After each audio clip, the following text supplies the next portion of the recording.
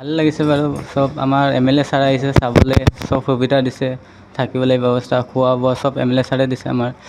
সেইটো কাৰণে বহুত বহুত ধন্যবাদ জনাইছোঁ আমাৰ ছাৰজনক কাৰণে আৰু তাৰমানে মই এতিয়া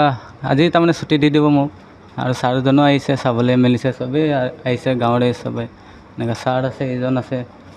মোক যেতিয়াবা ভৰ্তি কৰিছে এইজনো ছাৰ আছে চবেই আহিছে আৰু লগৰবিলাক এইকেইদিন MLA চোৱা চিতা কৰি ঠিক পালোঁ এতিয়া মই আৰু অঁ দেহা ঠিকে আছে আজি যোৱা ব্যৱস্থা আছে আৰু ঘৰ এনেকুৱা বহুত বহুত ধন্যবাদ জনাইছোঁ আমাৰ MLA ছাৰজনক আচলতে ল'ৰাজন সুস্থ হৈ উঠক দুইজন ল'ৰা তাকে আশা কৰিছিলোঁ আজি কেইবাদিনো ধৰি ইয়াত গোলাঘাট কুশল কোঁৱৰ অসামৰিক চিকিৎসালয়ত তেওঁ চিকিৎসা কৰি থকা হৈছিল আৰু ইজন ল'ৰাও ইতিমধ্যে গুৱাহাটীলৈ পঠোৱা হৈছে গুৱাহাটীত সকলো ধৰণৰ চিকিৎসা কৰা হৈছে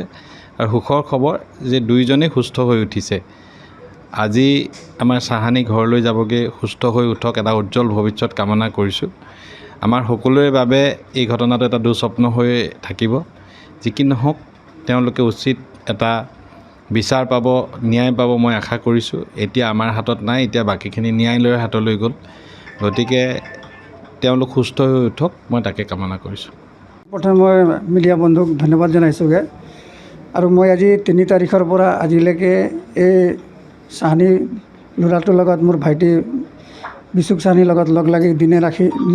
দিনে নিশা ইয়াত থাকিছোঁগৈ তেখেতক ট্ৰিটমেণ্টটো কৰাবৰ কাৰণে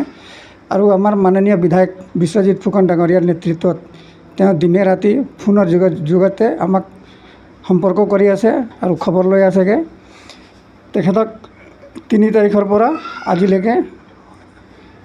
বিশ্বজিৎ ফুকন মহোদয় বিধায়ক মহোদয় ডাঙৰীয়াৰ নেতৃত্বত তেওঁ ট্ৰিটমেণ্ট চলি আছেগৈ আৰু আমি ভোজপুৰী ছাত্ৰ সন্থাৰ 2জন মানুহ ইয়াত 24 ঘণ্টা তেওঁলোকৰ লগতো আছোঁগৈ ধন্যবাদ